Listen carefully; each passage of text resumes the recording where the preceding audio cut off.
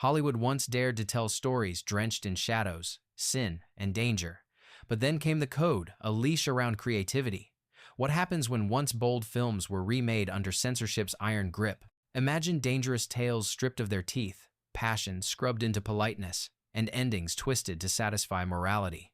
Tonight, we uncover 10 classic films that returned after the code only to be sanitized to death. Waterloo Bridge, 1940. The original 1931 Waterloo Bridge was a raw, pre-code tragedy that shocked audiences. It told of Myra, a chorus girl turned prostitute during World War I, whose romance with a soldier was doomed by society's unforgiving gaze. It was daring, honest, and painfully human. Critics praised its emotional weight, even while moralists called it indecent. But by 1940, MGM smelled opportunity. Only this time, the Hays Code stood guard.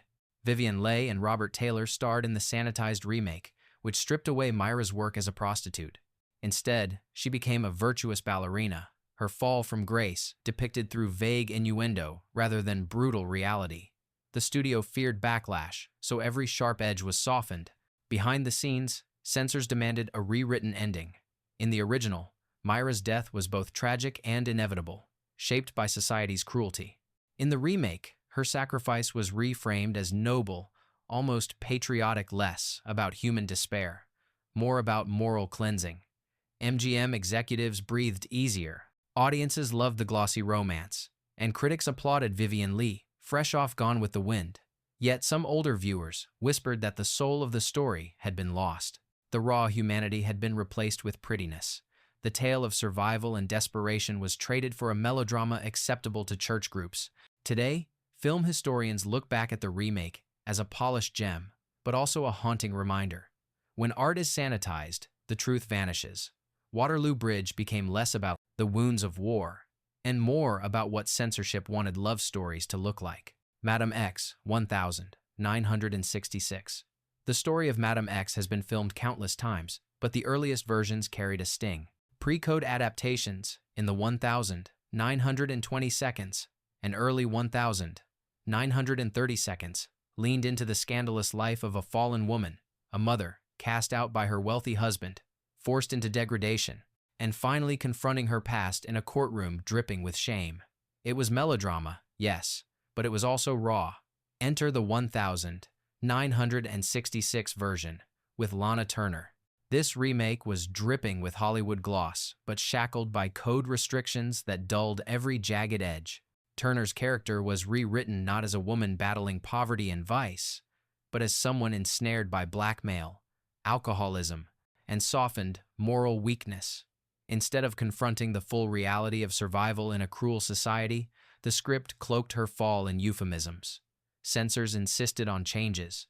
Scenes hinting at sexual compromise were rewritten as vague scandals. The raw courtroom showdown, once a biting critique of class and gender oppression, became a tragic but respectable melodrama where the mother's sacrifice was elevated into saintly purity rather than desperate tragedy. Behind the camera, Universal Studios was cautious. By the mid-1960 seconds, the code was fading.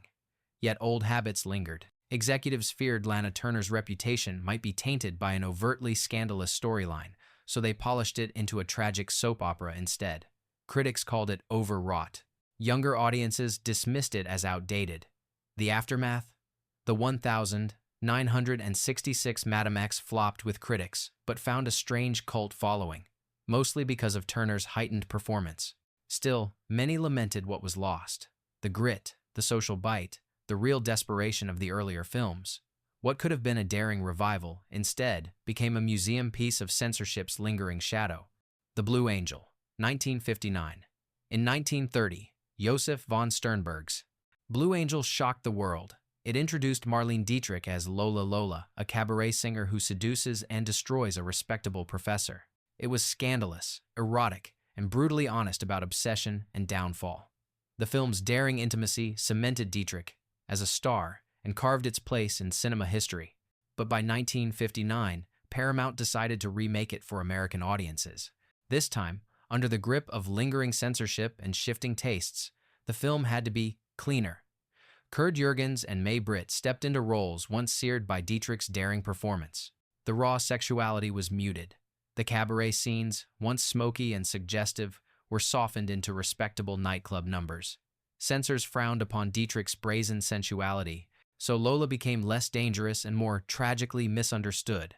The professor's downfall was framed less as a terrifying spiral and more as a melodramatic cautionary tale. Instead of sharp critique about lust, repression, and hypocrisy, the story felt blunted. Behind the scenes, Paramount marketed the remake as a glossy revival of a classic, but critics shredded it. Without Dietrich's presence and without the raw sting of the original, it felt lifeless. Audiences stayed away. Some whispered that Hollywood's attempt to sanitize a European masterpiece only proved how the code strangled creativity. The legacy? The 1959 Blue Angel is now largely forgotten, overshadowed by the haunting power of Dietrich's original. It's studied only as an example of how censorship and timidity could suck the soul from a masterpiece. The reflective truth? When passion is sanitized, history forgets. Reign 1932, divided by 1953. The 1932 reign, starring Joan Crawford, was a pre-code storm of desire and repression. Crawford played Sadie Thompson, a bold and unapologetic prostitute stranded on a South Seas island, where she clashed with a self-righteous missionary determined to save her. The film shocked audiences with its frank depiction of lust, hypocrisy, and female defiance. Critics labeled it dangerous but unforgettable. 2 decades later, Columbia Pictures attempted to bring the story back, this time under the code's watchful eye. The 1953 remake, retitled Miss Sadie Thompson, starred Rita Hayworth, and while the star power was undeniable, the grit was gone. Sadie was no longer openly a prostitute. Instead, she was depicted as a dance hall girl. Her livelihood softened into something ambiguous and socially palatable. Censors slashed dialogue, removing any direct reference to sex work. What had been a brutal exploration of morality and desire was transformed into a romantic melodrama. The missionary, once exposed as a dangerous hypocrite, became less sinister and more sympathetic. The edge that made the original so daring was blunted into Hollywood gloss. Behind the scenes, Rita Hayworth battled studio executives, fighting for a bolder take, but Columbia needed to protect her image. Instead of scandal, they sold the film as a lush, technicolor romance. Critics weren't fooled. They found it shallow, robbed of the tension that had made Crawford's version so electric. Audiences, however, were dazzled by Hayworth's glamour, and the film found moderate success. Yet its legacy is hollow. Historians call it a case study in censorship, proof of how the code erased uncomfortable truths. The 1953 Miss Sadie Thompson wasn't a storm, it was a drizzle, remembered less for its story than for what it lost. Dr. Jekyll and Mr. Hyde, 1941. The 1931, Dr. Jekyll and Mr. Hyde, directed by Ruben Mamoulian, was a masterpiece of pre-code horror. Frederick March won an Oscar for his unflinching portrayal of duality, respectable doctor by day, violent brute by night. The film shocked audiences with its daring makeup, disturbing violence, and overt sexual undertones. Some critics called it indecent, others hailed it as genius. But by 1941, MGM wanted its own version cleaner, safer, and dripping with star power. Spencer Tracy took on the role, with Ingrid Bergman and Lana Turner as the female leads. Censors forced MGM to tone down every element that made the original so chilling. The violence was subdued. The sexual tension between Jekyll and Hyde's victims was cloaked in implication, not raw fear. Most strikingly, the character of Ivy, played by Miriam Hopkins in 1931 as a tragic, sensual figure trapped by circumstance, was rewritten in 1941 to be less overtly sexual and more fallen woman with a heart. Ingrid Bergman originally wanted to play the innocent fiancée, but she switched roles with Turner, trying to inject passion into Ivy. Even so, censorship diluted the raw energy Hopkins had brought to the part. The result? A film that critics found sluggish, even lifeless. Tracy, brilliant in other roles, never embraced the monstrousness Hyde required, reportedly because MGM executives feared tarnishing his heroic image. Audiences were underwhelmed.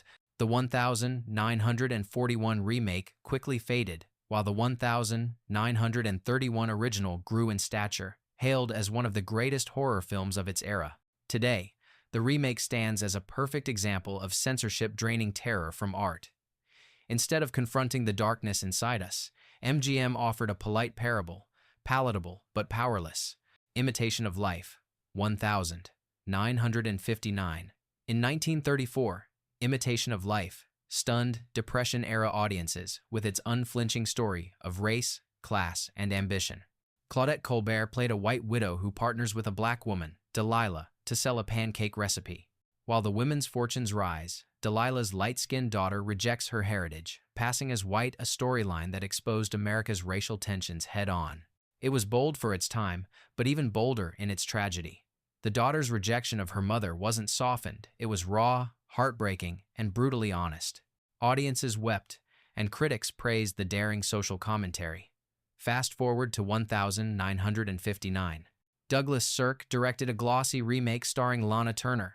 By then, the code was loosening, but Hollywood was still terrified of dealing too directly with racial identity. The plot remained similar, but key edges were sanded down. The black mother, renamed Annie, was saintly and one-dimensional. Her struggles with race were depicted with pathos, but stripped of the anger and systemic critique that had burned through the 1934 version. Behind the camera, Universal executives worried the film would alienate Southern audiences. As a result, Sirk's critique of consumerism and racial injustice was cloaked in melodrama, wrapped in glamorous costumes and lavish sets. The daughter's rebellion remained shocking, but her rejection was framed in a way that softened the systemic critique, focusing more on family tragedy than societal indictment. Audiences adored the remake. It was a box office hit, and Sirk's lush style made it a visual feast. Yet film historians note that the 1959 version, though beautiful, sanitized the core. Where the 1934 film accused society, the remake distracted with melodrama. It asked viewers to cry but not to question. In the end, Imitation of Life became less about truth and more about Hollywood's polished illusion. The letter, 1940. The 1929 version of the letter, starring Jeannie Eagles, was raw, feverish, and utterly scandalous. Adapted from Somerset Maugham's play, it told of a woman who kills her lover in a moment of passion, then weaves lies to escape punishment. Pre-code Hollywood allowed the original to explore lust, betrayal, and moral collapse without flinching. Eagles' performance was electric, angry, broken, unforgettable. By 1940, Warner Brothers returned to the material with Bette Davis in the lead role. On paper, it was a perfect match. Davis was at her peak, capable of embodying dangerous women with chilling precision. But the Hays Code had other plans. Censors insisted on a rewritten ending, instead of escaping justice. Through wealth and manipulation, Davis's Leslie Crosby now faced a kind of poetic punishment, murdered by her lover's widow in a shadowy garden. The change completely altered the story's weight. Where the 1929 version was a scathing critique of hypocrisy and privilege, the 1940 remake turned it into a moral fable, assuring audiences that sin does not go unpunished. Behind the scenes, Davis herself was frustrated. She adored playing complex, morally ambiguous women, but here, the code reduced Leslie's depth. The production team leaned heavily on noir atmospherics, filling the film with moonlit shots, stormy skies, and Max Steiner's haunting score, hoping to mask the censorship's sting. Critics praised Davis's performance and the film's artistry, yet many sensed it lacked bite. The moral ambiguity had been erased, replaced with a cautionary tale. Audiences flocked to it, but whispers remained. Hollywood had taken a dangerous story and made it safe. Today, the 1940 letter is admired as a classic of style, but historians remind us its claws were clipped by the code. Gaslight, 1944. In 1938, British cinema dared to release Gaslight, a psychological thriller about manipulation and madness.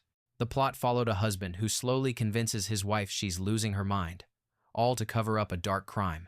It was chilling, daring, and disturbingly believable. Audiences gasped, critics praised its suspense, and its legacy gave us a new word, gaslighting. But MGM, sensing opportunity, bought the rights, not just to remake the film, but to suppress the original. They famously ordered all copies of the 1938 version destroyed, fearing competition.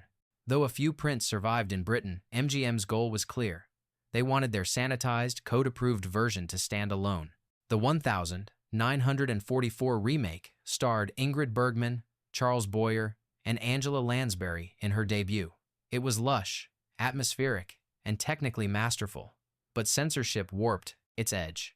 In the British version, the husband's cruelty was overt, shocking, and psychologically brutal. Under the code, MGM had to tone down his sadism. His manipulation became more subtle, less overtly terrifying, and the wife's descent into despair was framed with a clearer path to redemption. Behind the scenes, Bergman won an Oscar for her role, but even she admitted the remake softened the terror. Boyer's villain was slick, but less monstrous than Anton Walbrook's chilling original. MGM had created a classic, but one that polished away the raw danger. Audiences adored it, and the 1944 Gaslight became the definitive version in popular memory. Yet film historians insist the original was bolder, riskier, and far more unsettling. The code forced MGM's version into a safer melodrama, robbing it of its darkest truths. Of Human Bondage, 1946.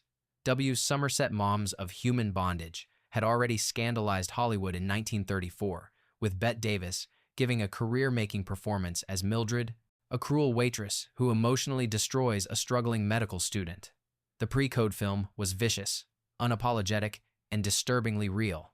Davis's Mildred wasn't a victim, she was manipulative, sexual, and pitiless. Audiences were shocked. Critics, though divided, recognized Davis's brilliance. But in 1946, Warner Brothers returned with a remake starring Eleanor Parker and Paul Henreid. By then, the Hays Code had tightened its grip. The result? A film that stripped away the raw cruelty of the original. Mildred was no longer viciously destructive, she was rewritten as more sympathetic, her manipulation softened into troubled behavior. Censors insisted the story emphasize morality. The protagonist's suffering was reframed as noble endurance rather than tragic weakness.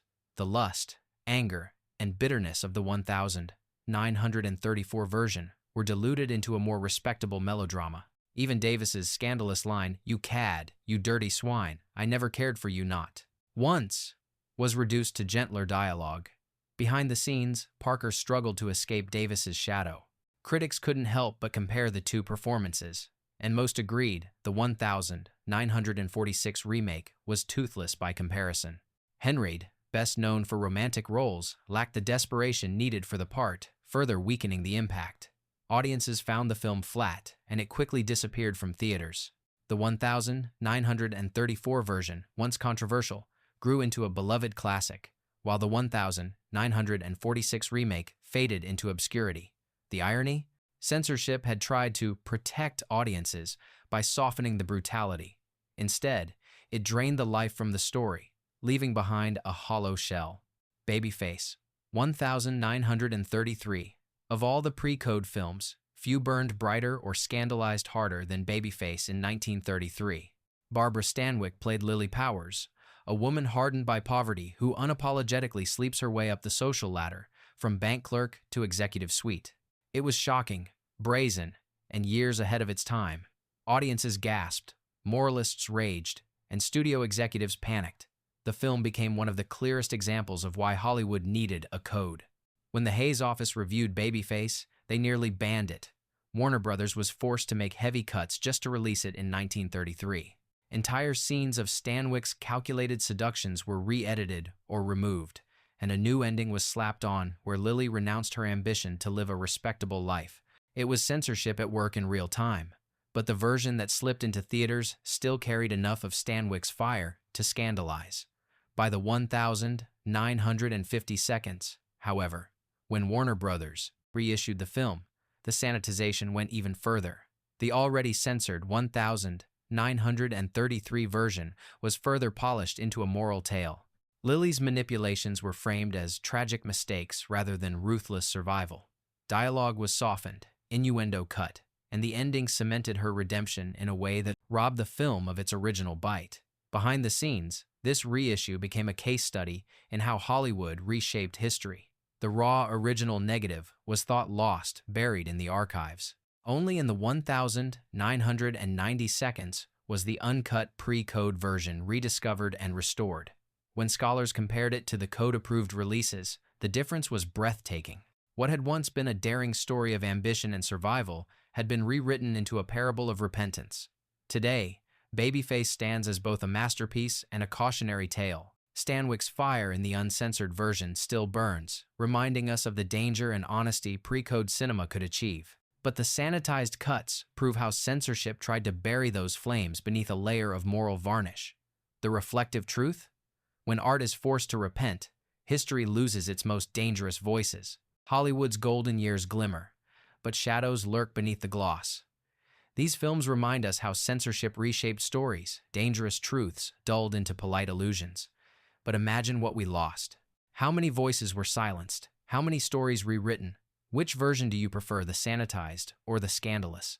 Comment below, subscribe, and keep watching as we unearth Hollywood's hidden history.